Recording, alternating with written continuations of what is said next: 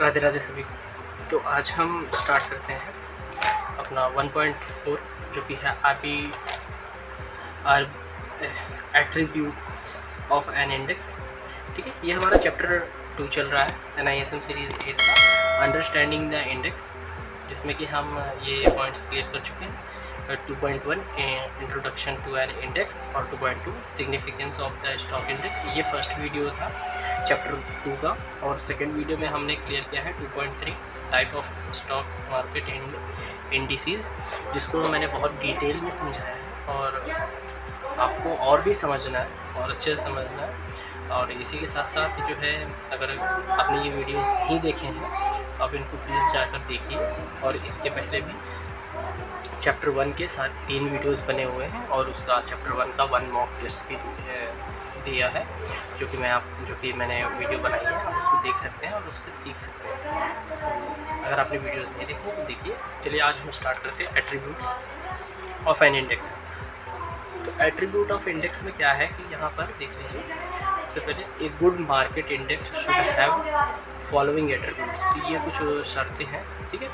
It should reflect the market behaviour, वो market का behaviour reflect करता है, जैसा कि मैं आपको स्टार्टिंग में बताया था। इम्पैक्ट वो मार्केट बिहेवियर को दिखाता है। अप ट्रेंड है, अप ट्रेंड या फिर डाउन ट्रेंड, ठीक है। मार्केट अप था, आज डाउन है, ये चीज़ आपको दिखाता है। और उसी के साथ साथ नेक्स्ट क्या हुआ, पॉइंट 2 है, it should be completed by independent. It should be completed by independent, वो खुद से ही करते हैं, third party and B free from influence of any market participant. ये किसी भी प्रकार की धोखाधड़ी नहीं होने देते। जैसे कि NSE में NSE की कैलकुलेशंस करने के लिए खुद का NSE का एक कंपनी है, जिसमें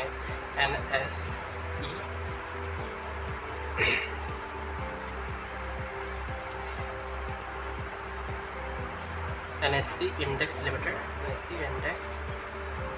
लिमिटेड, जो कि खुद ही कैलकुलेशंस करती है। आपने देखा ही होगा एक एक सेकंड में कैसे कैसे प्राइसेस अप एंड डाउन होते रहते हैं।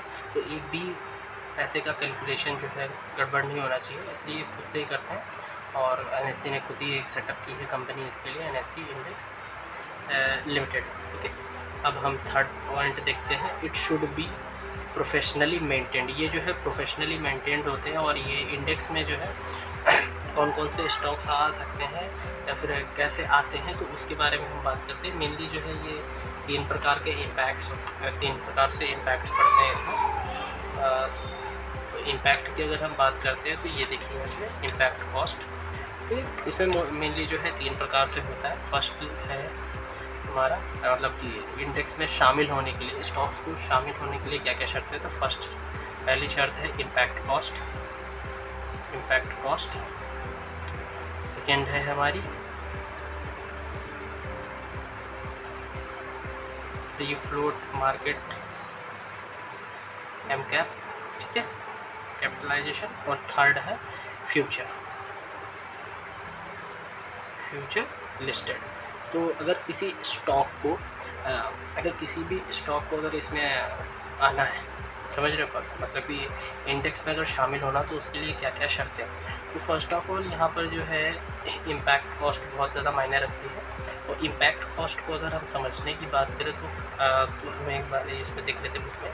तो इम्पैक्ट कॉस्ट का क्या सीन है कि जैसे यहाँ पर एक देख लीजिए, बाय एंड सेल का है, 2 साइड का।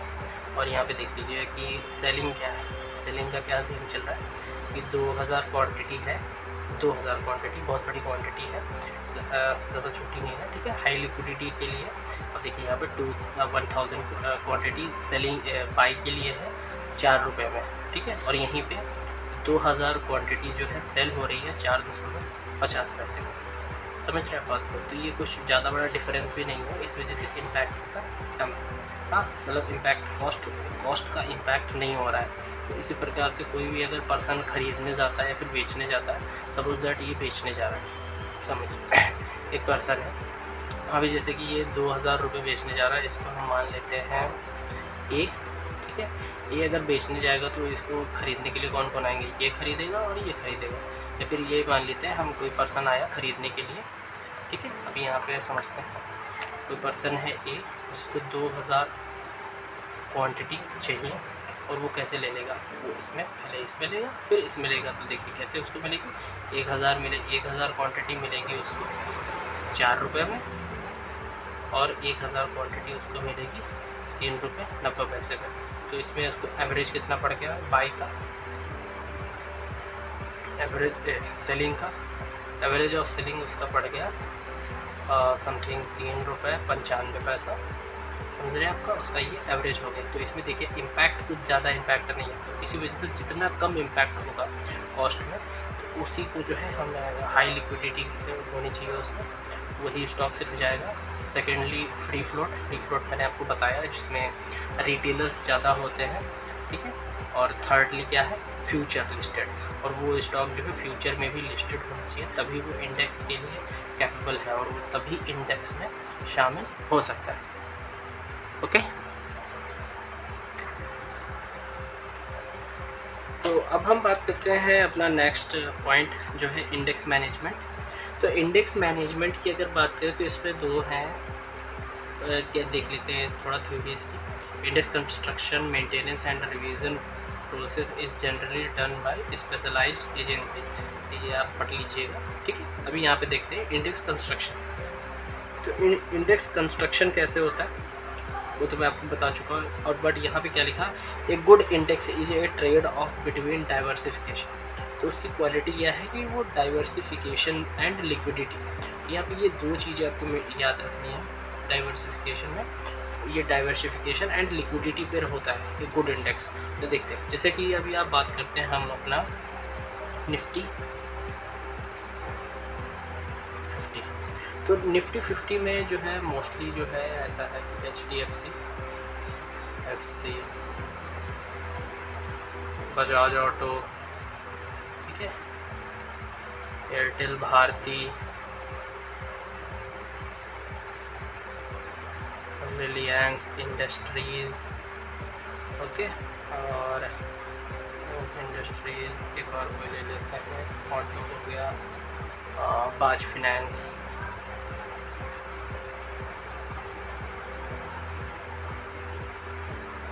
बजाज फिनेंस और विप्रो। चलिए इतने बहुत से हो गए। अभी देखिए ये क्या है, HDFC कौन सी है, कौन से सेक्टर की है, बैंक सेक्टर की है, ठीक है।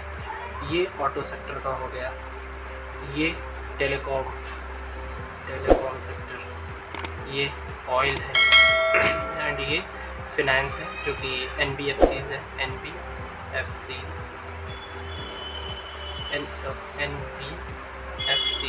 ठीक है। और ये क्या है, ये IT सेक्टर की कंपनी है। तो देखिए जो निफ्टी 50 है वो डाइवर्सिफिकेशन पे है, उसमें बैंक का भी है, ऑटो का भी है, टेलीकॉम का भी है, ऑयल का भी है और NBFCs का भी और IT सेक्टर के भी स्टॉक्स हैं। तो जो एक अच्छा इंडेक्स होता है वो जो है प्रॉपरली डाइवर्सिफिकेशन पे काम करना चाहिए। और लिक्विडिटी की अगर हम बात करें तो लिक्विडिटी मतलब क्या होगा, लिक्विडिटी, तो लिक्विडिटी जो है हम कहते हैं वोलेटिलिटी को, इसको वोलेटिलिटी या फिर ज़्यादा नंबर पर ट्रेड होना, ठीक है,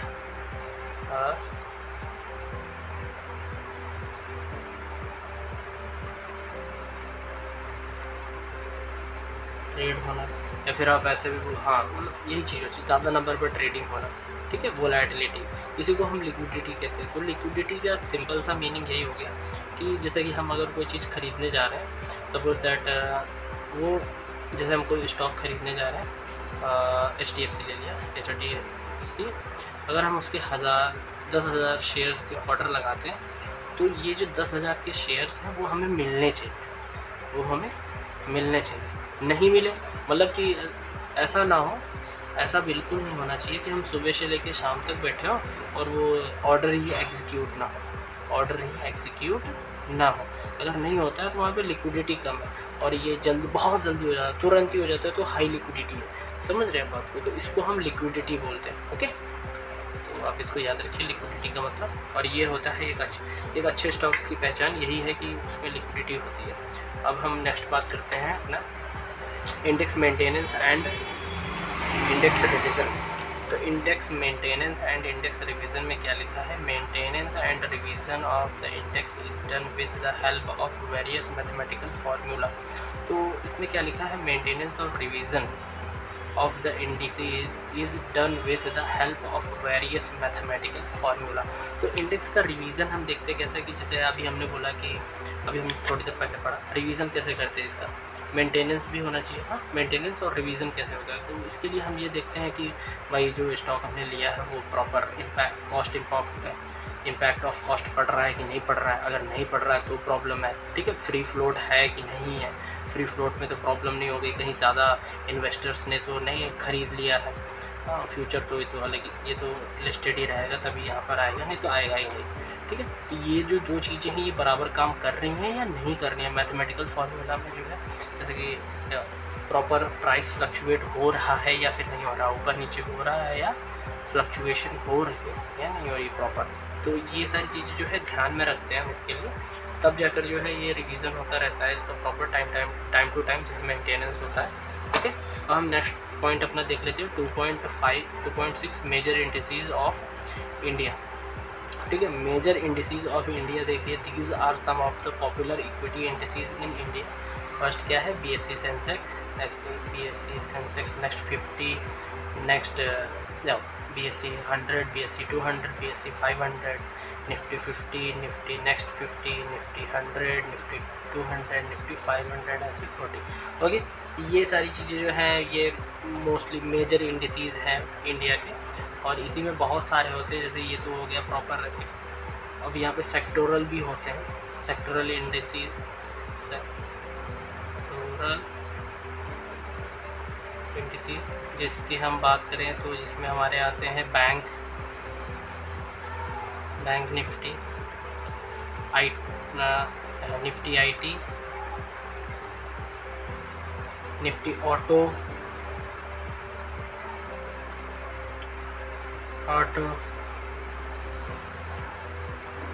निफ्टी मिड कैप और फिन निफ्टी। तो इसी प्रकार से और भी बहुत सारे हैं। तो ये सेक्टोरल हो गई, ये सेक्टोरल इंडेक्सेस हैं, ठीक है। और अब हम लास्ट देखते हैं अपना एप्लीकेशन ऑफ इंडिसेस। तो एप्लीकेशन ऑफ इंडेक्स, ठीक, इंडिसेस, इसमें क्या है कि इसमें 3 प्रकार से ये है। देखिए पहले पढ़ लेते हैं। Traditionally indices were used a measure to understand the overall direction of the stock market, however few applications have emerged in the investment field which are explained below, ठीक है। वो कुछ इस प्रकार से है। फर्स्ट है इंडेक्स फंड्स। तो ये इंडेक्स फंड्स क्या है, these type of funds invest in specific index, ठीक है, with a objective to generate return equivalent the return on index. तो ये जो इंडेक्स होते हैं ये फंड्स जो होते हैं, ये मोस्टली बात यहाँ पे हो रही है म्यूचुअल फंड्स की, ठीक है। MF जो म्यूचुअल फंड्स हैं, म्यूचुअल फंड्स की से जो है ये कुछ म्यूचुअल फंड्स बनाते हैं ये इंडेक्स, और इनसे जो है जो जैसे कि निफ्टी से अगर कोई म्यूचुअल फंड बना है तो जितना निफ्टी ने रिटर्न जनरेट किया होगा उतना ही इस म्यूचुअल फंड को भी जनरेट करना होगा। ये होता है इसका सीन। बाकी आप पढ़ लीजिए, कोई कुछ खास नहीं है, यही चीज़ समझाई गई है इसमें आप। ओके, अब हम नेक्स्ट देखते हैं इसमें क्या है ये इंडेक्स डेरिवेटिव। तो index derivative contract which have the index as underlying asset. ये जो है अंडरलाइंग एसेट्स की तरह ही यूज़ होते हैं, जैसा कि मैंने आपको बताया था स्टार्टिंग में कि निफ्टी जो है, निफ्टी का अंडरलाइंग क्या हो गया, मतलब निफ्टी अंडरलाइंग है और निफ्टी का फ्यूचर क्या है, वो डेरिवेटिव है। तो इसी प्रकार से ये अंडरलाइंग की तरह ही यूज़ होता है, समझ रहे हैं आप। अब हम इसका थर्ड देखते हैं, इसमें क्या है, एक्सचेंज ट्रेडेड फंड, ETF, जिसे हम ETF बोलते हैं। एक्सचेंज ट्रेडेड फंड्स ये जो है ETFs होते हैं, ये यहाँ पे ये एक्सचेंज की तरह ही काम करते। देखिए क्या लिखा है, exchange traded funds is basket of securities that trades like individual stock on an exchange.